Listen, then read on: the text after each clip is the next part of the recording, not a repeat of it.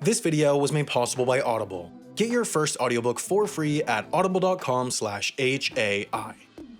Over the years, the US has had a lot of presidents. Democratic presidents, Republican presidents, Whig presidents, presidents that wear wigs, fat presidents, really fat presidents, white presidents, black presidents, well, black president, the list goes on and on. You've probably heard of most of these guys. If you were a good student, you may remember their faces from your high school history class. If you were a bad student, you may remember their faces from the money you used to buy exam keys. Either way, though, you probably haven't heard of David Rice Atchison, the man who, from noon on March 4th, 1849 to noon on March 5th, 1849, might have been the 12th president of the United States. These days, as prescribed in the 20th Amendment, US presidents are always inaugurated at noon on January 20th because inaugurations are outdoor events and January in Washington, D.C. is notoriously temperate. Before 1937, though, US presidents were traditionally inaugurated at noon on March 4th, and that's the day that 11th president and off-brand Count Dracula James K. Polk had been inaugurated.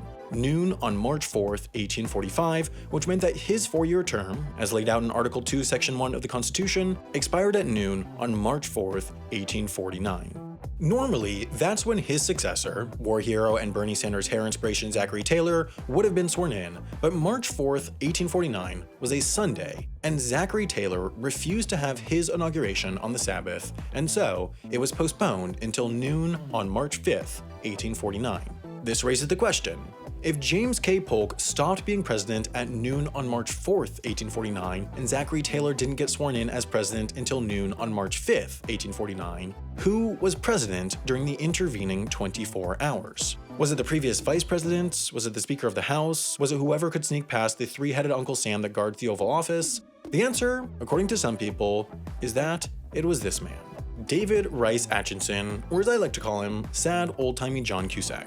You see, before the 20th Amendment, which laid out the modern line of presidential succession, it was Congress's job, under Article 2, Section 1, to determine who would fill presidential vacancies after the vice president, and they did just that with the 1792 Presidential Succession Act, which decreed that, after the VP, the next person in line for the presidency would be the President pro tempore of the Senate, which is a job that's mostly not real but that has a cool name, kind of like lifestyle guru or YouTube creator. And so, the logic goes, seeing as the Senate had named David Rice Atchison President pro tempore before they'd last adjourned, that would mean that after Polk's term ended, because neither President-elect Zachary Taylor nor Vice President-elect Millard Fillmore had been inaugurated, Atchison was the de facto president for one day. And just think, he got through his entire term without tweeting. Now, the veracity of this claim is disputed, to say the least. According to many historians, there are several reasons why the Atchison presidency is about as real as a narwhal in Australia. I mean, that's like double not real. First, Congress may not have actually had the authority to name a new president under the given circumstances. Under Article 2, Section 1, quote, Congress may by law for the case of removal, death, resignation, or inability, both of the president and vice president, declaring which officer shall then act as president. However, neither Zachary Taylor nor his vice president, Millard Fillmore, had been removed, died, or resigned, nor were they, quote, unable to serve. So, if Congress had no power to name a new president, the 1792 Presidential Succession Act would be irrelevant, and so would Atchison. Second, there's the fact that Atchison never took the presidential oath of office. If Taylor couldn't be president because he hadn't been sworn in yet, how could Atchison be president given that he hadn't been sworn in either? That would be a double standard, and if there's one thing I know about American politics, it's that there are never double standards.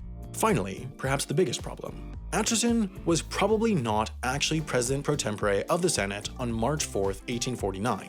While he had been elected to that position by the 30th Congress, the 30th Congress had ended on March 3rd, 1849. The 31st Congress would later re-elect Atchison as president pro tempore on March 5th, 1849, but in between the 30th Congress adjourning on March 3rd and the 31st Congress re-electing Atchison on March 5th, there was not an official president pro tempore of the Senate. The position was, much like the Oval Office on a nice golfing day, empty.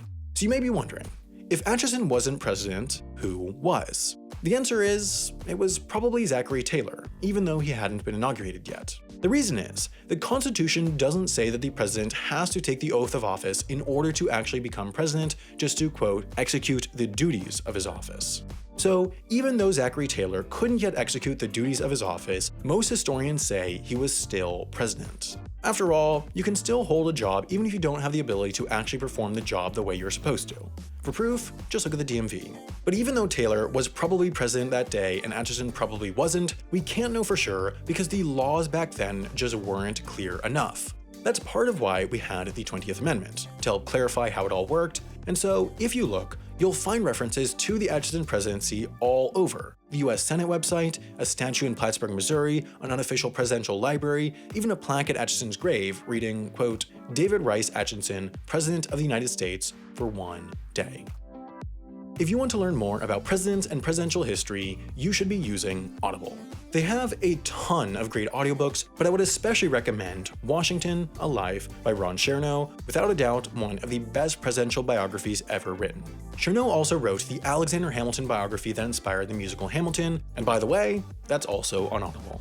Audible has everything from classic biographies to Audible originals you can't hear anywhere else to exclusive guided fitness programs that help you meet your New Year's resolutions. Plus, to encourage you to get through more audiobooks in the new year, Audible is offering a crazy deal. If you finish 3 audiobooks by March 3rd, you get a $20 Amazon gift card. I mean, that's like free money. If you go to audible.com/HAI or text HAI to 500-500, you'll even get 1 audiobook and 2 Audible originals completely for free.